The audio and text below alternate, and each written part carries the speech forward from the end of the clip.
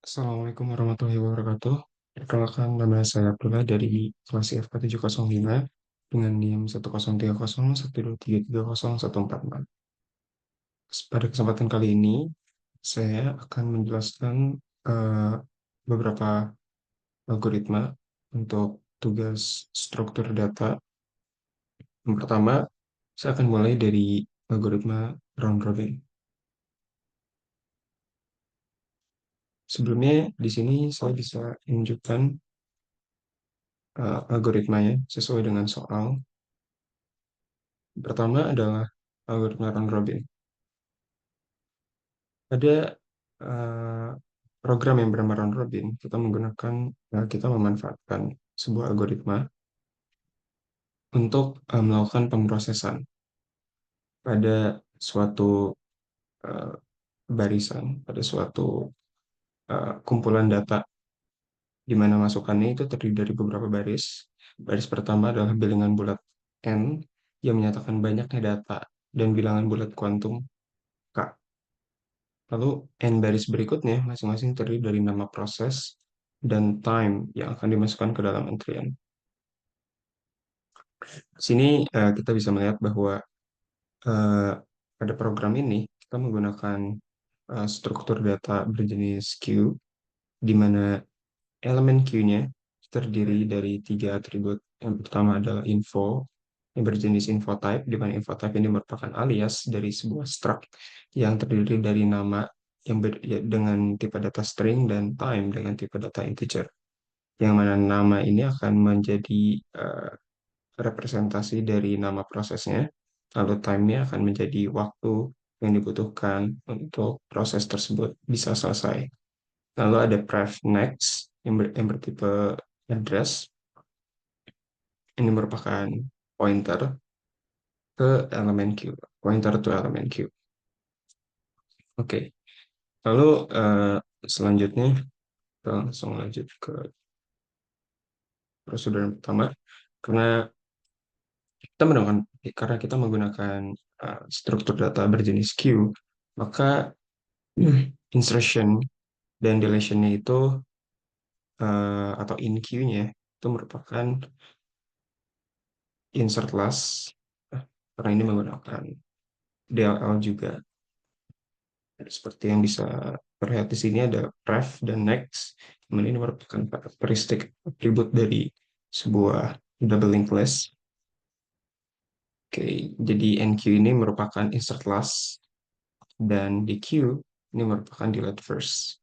Di mana pada Q terdapat dua address, yaitu head dan tail.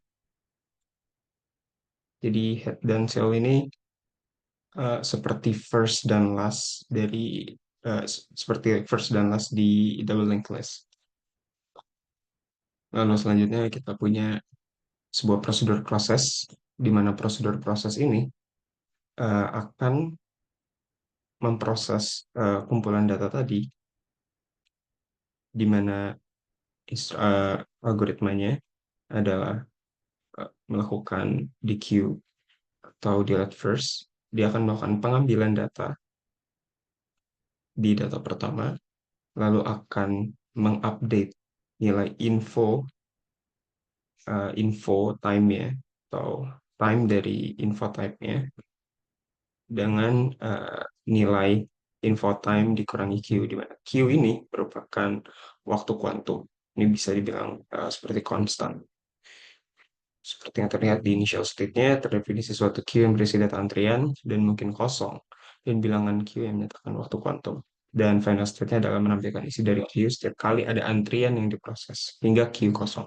Jadi, algoritma ini akan melakukan loop selama Q tersebut tidak kosong, dan melakukan Q atau pengambilan elemen pertama dari Q-nya, lalu akan mengupdate nilai info time dari setiap nodes atau dari setiap elemen queue-nya. Jadi info time dikurangi Q, dikurangi dengan waktu kuantumnya. Nah, jika info time-nya lebih dari 0, maka akan dilakukan NQ atau insert last. Dan yang terakhir adalah ada print queue, di mana setiap ada update, maka queue terbaru akan di print atau akan ditampilkan isinya. Mungkin untuk ilustrasinya, tadi kita memiliki head, lalu di sini juga kita memiliki tail. Oke, jadi yang pertama, misalkan ada dua data.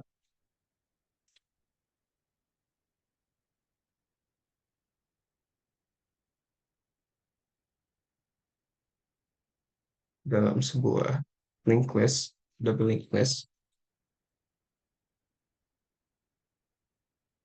Jadi untuk gambaran dari algoritma proses ini, yang pertama dia akan melakukan di queue. Misal nodes ini dia memiliki nilai info time, misalkan nama dari eh, nodes ini dia punya nama nama prosesnya itu adalah proses one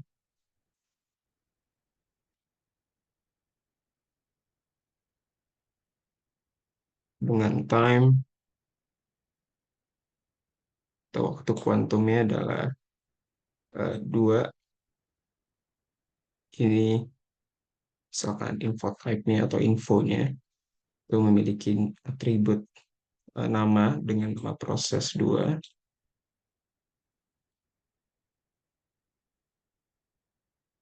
dan time-nya 1 bernilai 1.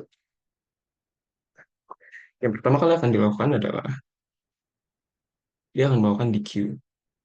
Jadi yang pertama dia akan melakukan pengecekan apakah queue ini tuh kosong atau tidak. Jika tidak kosong, maka akan dilakukan di queue. Maka nanti akan ada sebuah pointer yang arah ke elemen pertama. Oke, nanti akan dilakukan di queue. Di ini elemen ini akan diambil, lalu nilainya akan diupdate sesuai dengan sesuai dengan eh, prosedur ini. Jadi nilai dari info time ya info.time info type-nya, jadi nanti info time itu akan diupdate di mana info time-nya itu akan sama dengan info time dikurangi Q atau waktu kuantum ya. Misalkan Q di sini merupakan sebuah konstan yang bernilai sebuah konstan integer yang bernilai 1. Jadi setiap nodes di sini akan diambil lalu akan diupdate nilai info time-nya di mana info time sama dengan info time dikurangi 1. Jadi nilai akan dikurangi 1. Nah, karena proses satu ini memiliki nilai time-nya 2, jadi setelah melakukan perubahan nilai atribut time, maka nilainya akan menjadi 1. 2 dikurangi 1, maka nilainya menjadi 1. Karena nilai time ini masih lebih dari 0, maka nodes ini akan di NQ atau di insert di bagian akhir dari nodes ini. Oke, jadi dia akan di insert lagi di sini. Oke. Dan proses ini akan berulang hingga queue-nya itu kosong atau semua proses itu berhasil diselesaikan. Pertama, mungkin kita akan langsung masuk ke algoritmanya. Sudah diimplementasikan menggunakan C++ dengan proses yang sama.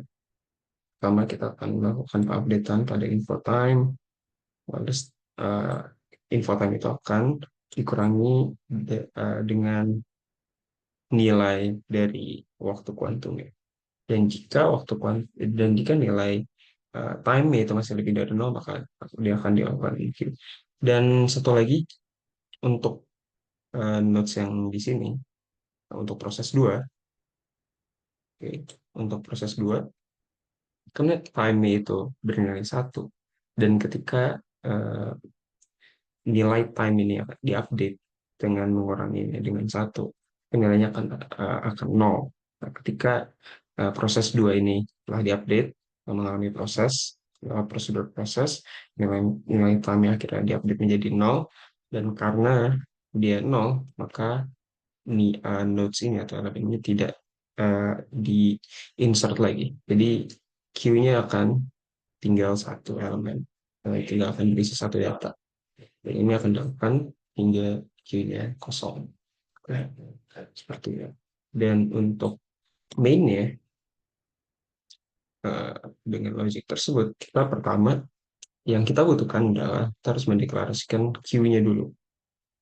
Oke, lalu kita akan mendeklarasikan tiga variabel integer n, di mana n ini akan berisi seberapa banyak data yang akan diinputkan oleh user. Data ini merupakan elemen queue yang akan berisi nama dan waktu. Lalu setelah itu ada quantum time.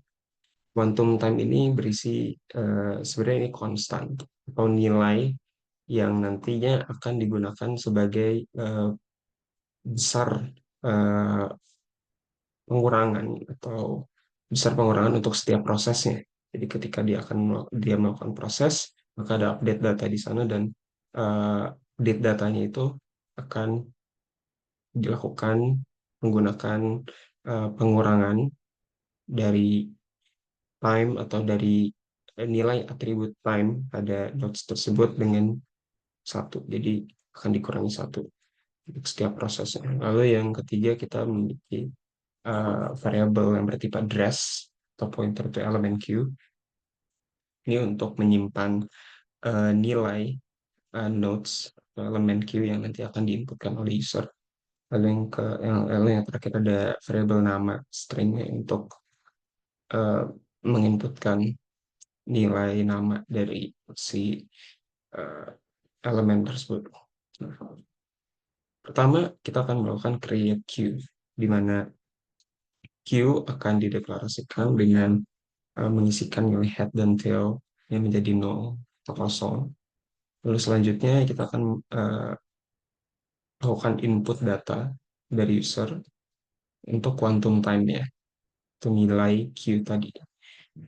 Dan setelah itu kita akan program ini akan meminta untuk variable n untuk penginputan variable n, di mana n ini adalah jumlah data atau jumlah elemen Q yang akan masuk ke dalam queue-nya.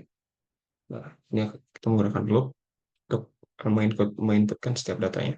Jadi untuk setiap data yang dimasukkan, kita butuh nama dan waktu kuantum. Ini adalah properti atau atribut dari setiap elemen Q yang kita butuhkan. Lalu ketika data ini sudah lengkap, maka kita akan melakukan uh, instansiasi atau uh, apa ya, alokasi data ke dalam bentuk elemen Q yang berisi nama dan waktu. Lalu kita akan melakukan enq, di mana enq ini adalah insert class. Jadi untuk setiap elemen yang diinsert, insertion ini atau penambahan ini akan uh, dilakukan menggunakan konsep insert class atau data yang akan ditaruh di urutan paling belakang. Lalu kita akan melihat print queue, di mana print queue ini adalah kondisi awal dari queue-nya setelah input data selesai dari user. Lalu proses ini akan dilakukan sampai queue-nya habis. Dan untuk setiap proses yang dilakukan, untuk setiap step yang dilakukan di dalam prosedur proses, kita juga memanggil prosedur print queue untuk melihat queue yang terbaru setelah dilakukannya pengupdatean. Mungkin setelah itu programnya selesai. Mungkin kita akan mengcompile program ini berdasarkan contoh yang sudah kita buat sebelumnya. Pertama, kita akan menginputkan dua data.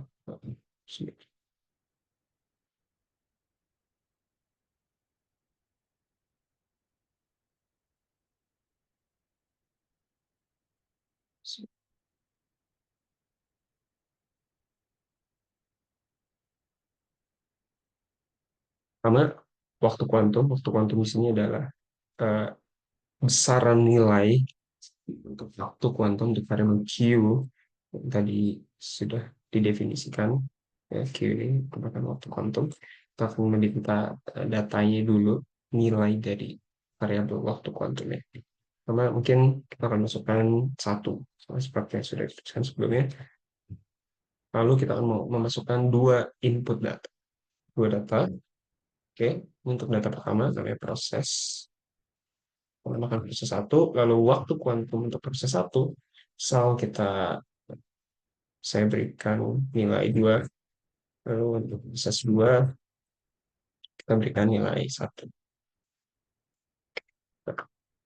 Ini adalah eh, Q yang eh, yang terdefinisi, ya. Data-data yang telah diinputkan ke dalam Q sebelum menjalani proses atau sebelum melewati prosedur proses. Nah, lalu di proses yang pertama, nilai dari proses satu ini akan diupdate. Ya. Dua dikurangi satu menjadi satu, dan karena satu ini bisa lebih dari nol, maka proses satu akan diinsert kembali, dan masukkan kembali ke dalam queue di urutan terakhir. Dan proses dua berarti menjadi uh, elemen di urutan yang pertama. Oke. Okay. Setelah itu, proses 2 akan melakukan pengupdatean lagi. Dan pengupdatean ini akan membuat nilai time dari proses 2 itu menjadi nol. Ya. Sehingga proses 2 tidak lagi di-insert ke dalam queue-nya. Sehingga di dalam queue itu tinggal proses satu. Dan proses satu juga pada akhirnya akan melewati pengupdatean nilai menjadi satu dikurangi satu, attribute time-nya sama dengan nol, satu sama dengan nol, dan karena dia sudah eh, bernilai kurang dari sama dengan nol, maka tidak lagi ada proses insertion. Nah, maka loopnya atau prosedur proses akan berhenti sampai sini karena queue-nya sudah kosong. Dan ini keluarannya sama persis dengan penjelasan yang sudah tadi saya berikan sebelumnya. Dengan logic seperti itu, program Rodin ini bisa berjalan dengan melakukan proses untuk setiap elemen queue yang ada pada uh, kumpulan data yang diinputkan. Oke.